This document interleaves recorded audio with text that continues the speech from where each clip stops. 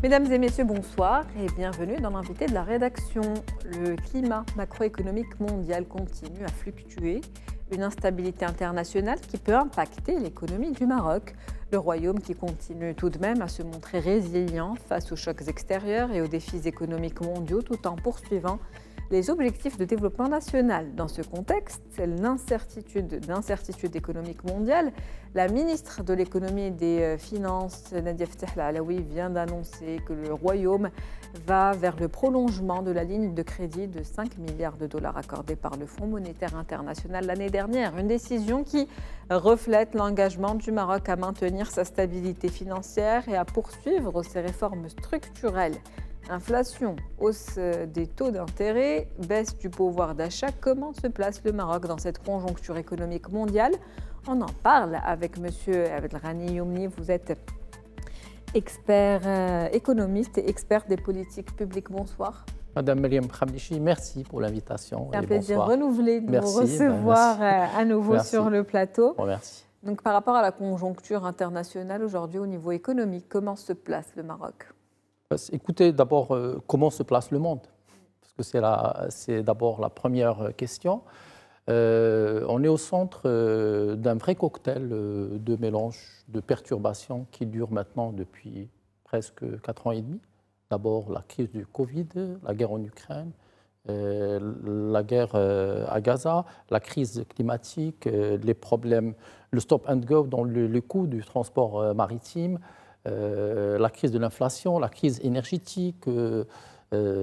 Si vous voulez, vous avez une série d'ingrédients qui font que nous sommes dans une, comme vous l'avez bien dit, d'incertitude et d'instabilité économique. À cela s'ajoutent des élections dans le monde entier. 78 pays, c'est presque 43% des pays du monde qui connaissent des élections majeures, avec des poussées d'extrême droite partout un peu.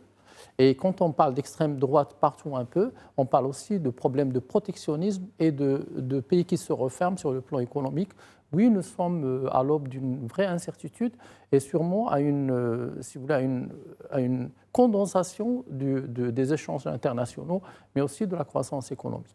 Comment se place aujourd'hui le Maroc dans cette conjoncture internationale et au niveau de cette incertitude mondiale, peut-elle impacter sur la stabilité des prix au Maroc? Paradoxalement, très bien. Paradoxalement, très bien. Je parle du Maroc macroéconomique, je ne parle pas du Maroc microéconomique. Paradoxalement, très bien parce qu'il y a une culture de résilience et il y a toujours des amortisseurs de crise qui font que le Maroc s'en sort bien parce qu'il y a une certaine souveraineté alimentaire, il y a une certaine aussi politique monétaire qui est très contracyclique et qui est macro-prudentielle.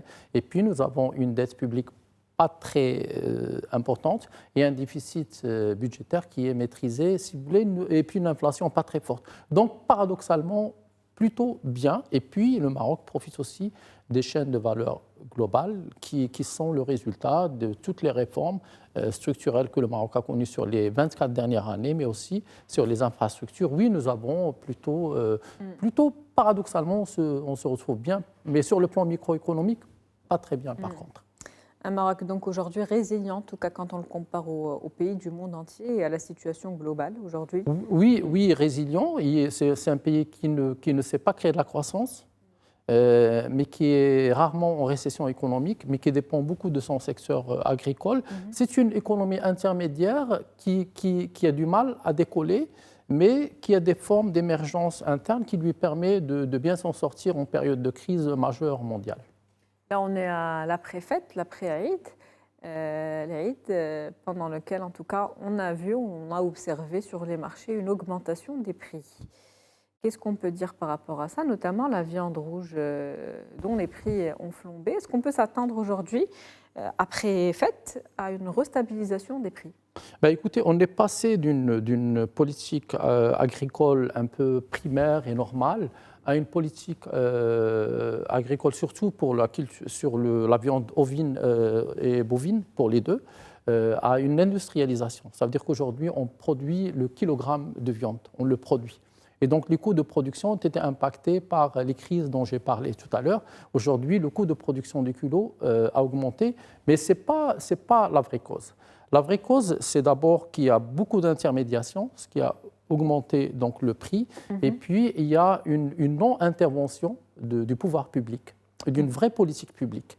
Il ne faut pas que cette fête musulmane, c'est un rite pour la plupart des Marocains qui sont des sunnites, il ne faut pas que ça devienne un impôt. Parce que là, il est devenu un impôt très élevé. C'est-à-dire qu'il y a beaucoup de familles, ça leur a coûté 2 mois de travail, voire 3 mois. Quand vous avez le mouton qu'on achetait en 2020 à 2500 dirhams, qui se retrouve aujourd'hui à 6000 dirhams, ça devient un impôt très sévère sur le pouvoir d'achat des Marocains. Et je pense qu'il faut une intervention. Et l'intervention, elle est simple. Au niveau du pouvoir d'achat, on l'a compris, il y a le pouvoir qui commence à s'effriter en tout cas. Bien sûr. Malgré une inflation qui s'est stabilisée, on est à si on devait faire le bilan, on est à mi-2024. L'inflation est aujourd'hui stable. Oui, mais il faut faire une bonne lecture. Parce que dans l'inflation, vous avez une inflation qui s'appelle l'inflation sous-jacente. C'est la plus importante. La sous-jacente, elle concerne les produits qui sont alimentaires qui sont consommés localement. De première nécessité. D'accord. Elle reste quand même à 8-10%. Et vous avez toujours les profiteurs de guerre. Pendant cette anarchie un peu, on ne sait pas s'il y a l'inflation ou pas, il y a beaucoup de gens qui profitent et qui s'enrichissent parce qu'il y a le phénomène d'intermédiation qui s'accroît toujours en période d'inflation et de cherté de vie. Oui, l'inflation recule, mais pas la cherté de vie parce qu'elle s'installe. De toute façon, vous avez un kilo de viande à 120-130 dirhams. En 2019, il était à 60 dirhams. Ça veut dire qu'on a multiplié par 2. C'est la première fois, la première année où le coût d'un kilogramme de viande dépasse l'Algérie et la Tunisie. Et ce n'était pas le cas avant.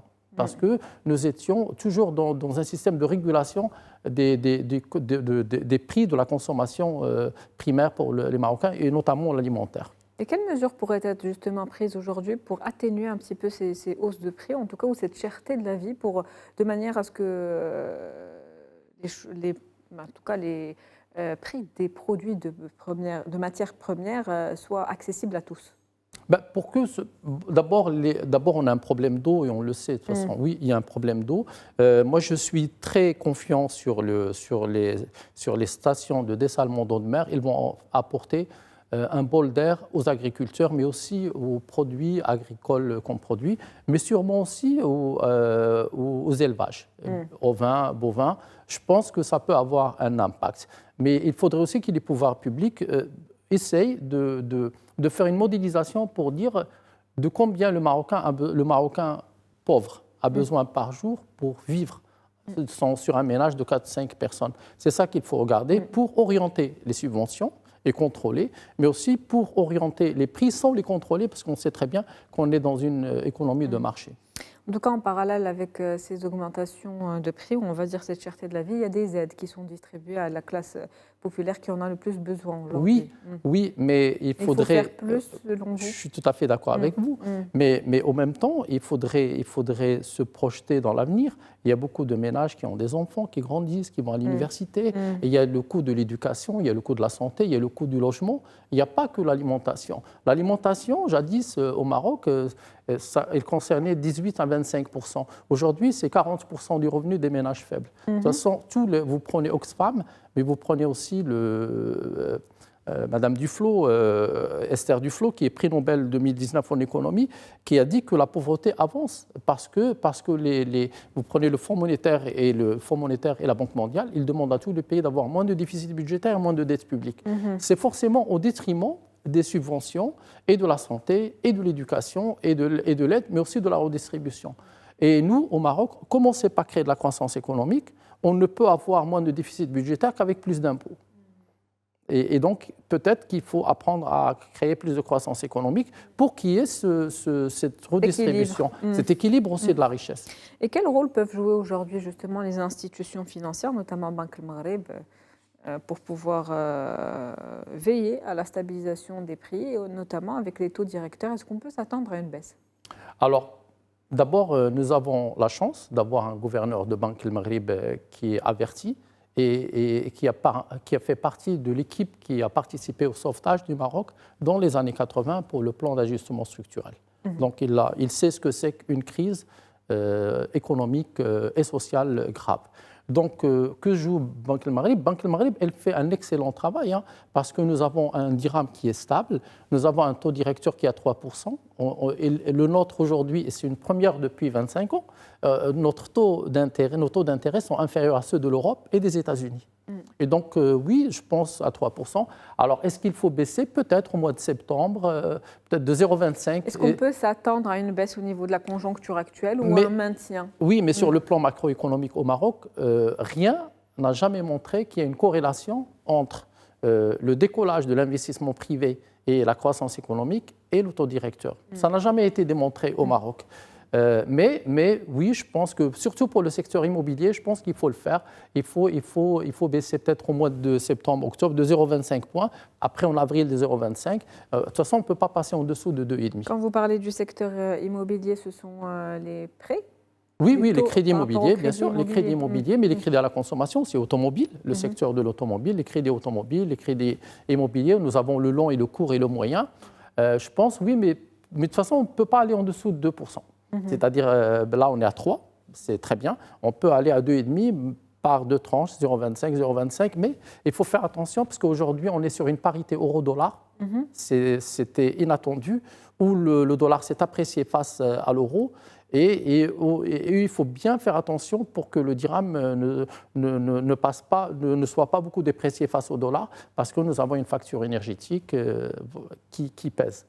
Absolument, donc il faut rester vigilant. Très vigilant, mais je pense que le gouverneur de Banque el Maghreb a toutes les compétences pour le faire. L'évolution du marché au niveau mondial et justement dans cette conjoncture, la ministre de l'économie et des finances, comme je l'ai dit en préambule, qui a annoncé que le Royaume va vers le prolongement de la ligne de crédit de 5 milliards de dollars qui a été accordée par le FMI l'année dernière. Qu'en pensez-vous?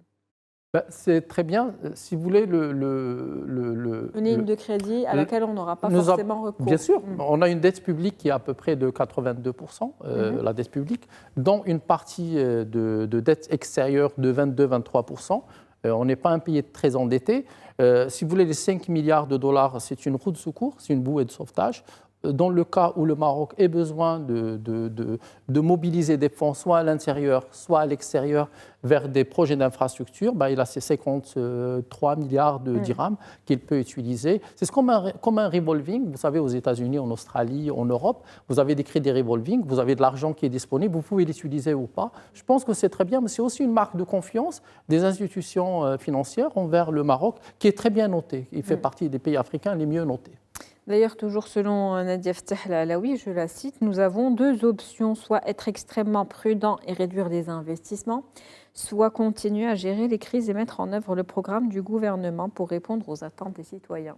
Elle a raison, parce que si vous voulez, vous avez des investissements publics et des dépenses publiques. Et si vous n'avez pas les moyens de conduire les investissements publics et de construire un État social, vous allez être obligé soit de privatiser, soit d'emprunter à l'extérieur. Donc cette ligne de précaution vous permet de continuer de faire... C'est la résilience du Maroc, voilà, de ce stop and go qu'on sait très bien faire. Et moi, je suis plutôt favorable à cette décision. Une résilience marocaine qui se poursuit donc malgré cette conjoncture un petit peu, on va dire, incertaine économiquement au niveau mondial. Et tout à l'heure, on parlait justement de croissance, cette croissance dont on a besoin aujourd'hui au Maroc. Comment pourrait-on stimuler davantage la croissance aujourd'hui? C'est une vraie question. Créer des emplois, oui, c'est alors le défi. Alors, nous avons aujourd'hui, on attire beaucoup d'investissements directs étrairs. Justement. Vous avez vu, par exemple, à Kinitra, on va avoir une usine de batteries électriques avec 17 000 emplois. Le problème, c'est qu'il faut continuer à attirer des investissements directs étrangers. Donc, sur ce qu'on appelle la facilité d'investissement, on est prêt. Sur les infrastructures, on est prêt. Moi, c'est toujours sur l'école, sur l'éducation et sur la formation professionnelle où on doit faire encore plus d'efforts pour attirer plus d'investissements directs étrangers productifs. Et puis, il nous faut des manufactures marocaines parce que l'emploi, vous ne l'avez pas, par exemple, dans des industries à haut potentiel de valeur ajoutée. Vous l'avez, par exemple, dans le textile, dans l'agroalimentaire. Donc, on a besoin d'absorber. Et puis, on peut absorber 500 à 600 000 jeunes dans les métiers de l'artisanat qu'on commence à abandonner. C'est-à-dire que bientôt, nous n'aurons plus d'artisans, nous n'aurons plus de menuisiers, nous n'aurons plus de ferronniers, nous n'aurons plus de chaudronniers, nous n'aurons plus... Pourtant, ça fait partie de l'identité marocaine. Mais il faut trouver un mécanisme, un dispositif pour que ces jeunes acceptent de se former. Mais il faut de l'autre côté une carotte, c'est-à-dire il faudrait leur verser des petites primes ou de l'aide ou comme des bourses. Il faudrait encourager les jeunes parce qu'on a beaucoup de jeunes qui ne font rien aujourd'hui. Et si vous voulez, ils augmentent cette armée de chômeurs dont on ne veut pas, parce que ce n'est pas l'avenir du pays. Je pense qu'il faut des dispositifs de formation, il faut trouver des mécanismes, l'aide du privé et le public d'abord pour absorber ces jeunes dans la formation. Et pour l'armée marocaine le fait très bien. L'armée royale le fait, parce que les jeunes qui partent au service militaire suivent des formations. On peut le faire dans le secteur privé, mais il faut encourager les jeunes à retrouver le chemin de la formation professionnelle. C'est important pour l'avenir de ce pays. C'est important aussi pour l'immigration, puisque l'Europe aura besoin, malgré tout ce qui se passe au niveau du gouvernement d'extrême droite, il y a un besoin de main-d'œuvre. Donc il faut qu'on ait des jeunes qui sont prêts à vivre dans plusieurs pays et puis à être productifs là où ils sont. À contribuer financièrement, en tout cas, au développement économique national, quel que soit le pays dans lequel il se place. Donc tout se joue aujourd'hui, selon vous, sur l'éducation et la formation avant tout. Il nous reste quelques minutes, mais avant de terminer, parlons de ce point important qui est l'informel, le secteur de l'informel qui dépasse aujourd'hui les 70% au Maroc. Comment l'inclure davantage pour essayer de développer cette croissance, justement? Alors, il ne faut pas que ce soit violent. Parce que si c'est violent, c'est-à-dire si on dit aujourd'hui, demain on va formaliser, si c'est violent, ça s'est fait en Italie. Et l'Italie, ça a été violent dans les années 90. Et après, l'Italie est passée par des turbulences budgétaires et monétaires et économiques et de pouvoir d'achat très très graves parce qu'on a voulu fiscaliser tout le monde. Moi, je pense que si on veut formaliser, si on veut que le Maroc devienne un pays formel, d'abord, il faudrait commencer par les gens qui ont des super profits et qui profitent de l'informel, parce qu'ils existent.